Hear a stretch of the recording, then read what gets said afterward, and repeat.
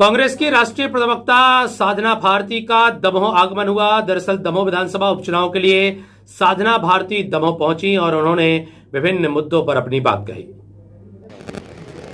देखिए, कांग्रेस की राष्ट्रीय प्रवक्ता होने के नाते बहुत जिम्मेदारी से मैं ये चीज़ कह सकती हूँ कि कोई भी उपचुनाव आमतौर पर होता है तो किसी जनप्रतिनिधि का अकस्मात निधन हो तभी देखा जाता है, परंतु यह जनप्रतिनिधि का नहीं, जनता के विश्वास का निधन हुआ।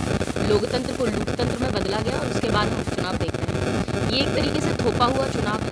कारण ये है कि सीधी बात है, मैं तो यही कहूँगी कि जब वोट दबाने यहाँ के लोग जाएं तो ये ध्यान रखें कि बिकाऊ और टिकाऊ के बीच में चुनाव है। आप बिकाऊ को जिताएंगे तो भारतीय जुमला पार्टी, भारतीय झूठी पार्टी बीजेपी ही जीतेगी, लेकिन अगर आप टिकाऊ को जिताएंगे तो कांग्रेस और अजय टंडन जी के साथ साथ दमोह की जनता जीतेगी और दमोह का विश्वास जीतेगा।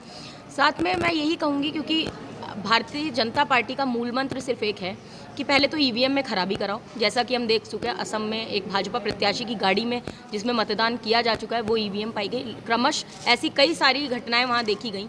तो यही है कि पहले तो ईवीएम खराब कराना इनका टारगेट रहता है, और ईवीएम खराब ना हो तो फिर ईवीएम पकड़ो और गाड़ी में उठा कर ले जाओ। और अगर वो भी ना हो तो फिर जो प्रत्याशी जीत गए, जो विधायक बन गए, तो विपक्षी दल के जीते हुए विधायकों की खरीद फरोख्त करो और उसके बाद लोकतंत्र को लूटतंत्र में बदलने का अभियान चलाओ। वो वहीं यहाँ पर देखा जा रहा है। शिवराज सिंह चौहान जी ने आज बताया है एमपी का मतलब कि मास्क पहनो।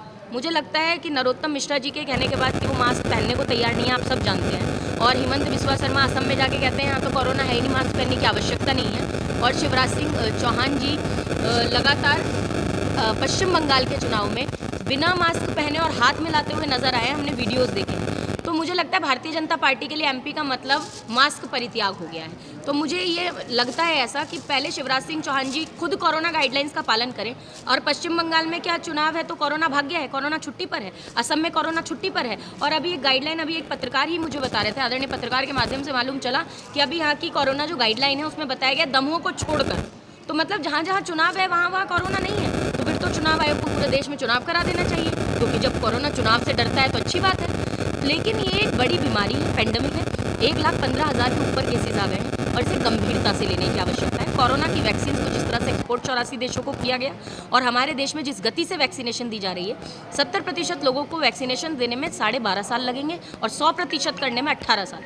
तो मुझे ऐसा लगता है कि कहीं ना कहीं ये बहुत ज़रूरी है, कहीं ना कहीं ये बहुत ज़रूरी है कि वैक्सीनेशंस में तेज़ी लाई जाए। और जैसे यूएस ने सबके लिए वैक्सीनेशन खोल दिया है, हिंदुस्तान में वैक्सीनेशंस की कमी नहीं है। जिन राज्यों में पूरी नहीं हो पा रही है उनकी पूर्ति करने का काम केंद्र सरकार करे और जिम्मेदारी ले।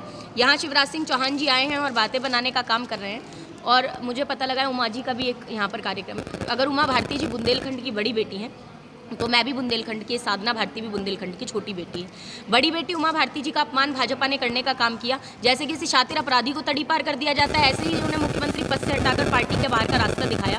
मध्य प्रदेश से तड़ीपार किया गया, अपमानित किया गया, और जब पार्टी में वापस बुलाया तो हाथ में कमंडल थमा दिया और उत्तर प्रदेश में चरखारी का चक्कर लगवाया गया, झांसी का झांसा दिया गया। लेकिन उत्तर प्रदेश में भी सम्मान नहीं दिया होता तो सीएम बनाया होता उत्तर प्रदेश का, लेकिन उनका अपमान किया। दूसरी तरफ खुद उमा जी ने मोदी जी को विकास पुरुष नहीं विनाश पुरुष बताया, और वो कई बार मीडिया के माध्यम से और सभाओं में कह चुकी हैं कि भाजपा कार्यकर्ता और नेता का उपयोग इस प्रकार करती है जिस प्रकार कोई व्यक्ति जलेबी खाने के लिए दोना और पत्तल का उपयोग करता है। जलेबी का रस चूसने तक दोने को अपने पास रखते हैं और फिर फेंक दिया जाता है। इसी प्रकार भाजपा ने केशुभाई पटेल, मदन लाल खुराना, बलराज मधोक, आदरणीय कल्याण सिंह और स्वयं आदरणीय उमा भारती जी का अपमान किया।